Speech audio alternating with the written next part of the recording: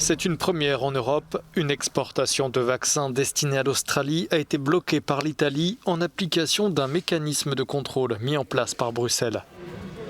Les doses de vaccins concernées sont celles du laboratoire suédo-britannique AstraZeneca, accusé de retard dans ses livraisons dans l'Union européenne. Concernant AstraZeneca toujours, ce jeudi, l'Allemagne a donné son feu vert pour que ce vaccin puisse être administré aux plus de 65 ans.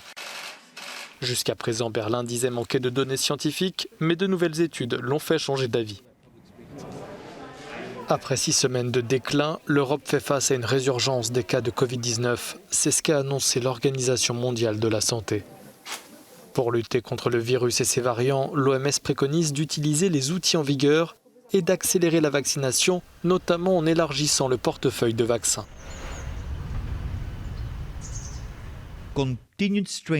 La pression continue sur nos hôpitaux et nos travailleurs de la santé qui font face à des actes de solidarité sanitaire entre voisins européens.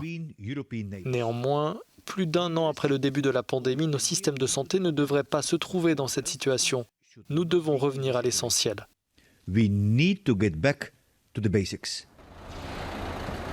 Face à l'envolée des cas de contamination, la Hongrie va fermer ses écoles et la plupart des magasins et entreprises à partir de lundi prochain et jusqu'au 22 mars.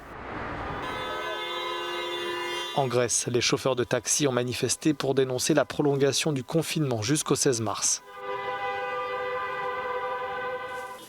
On termine ce tour d'Europe avec la République tchèque où la situation dans les hôpitaux devient critique dans tout le pays.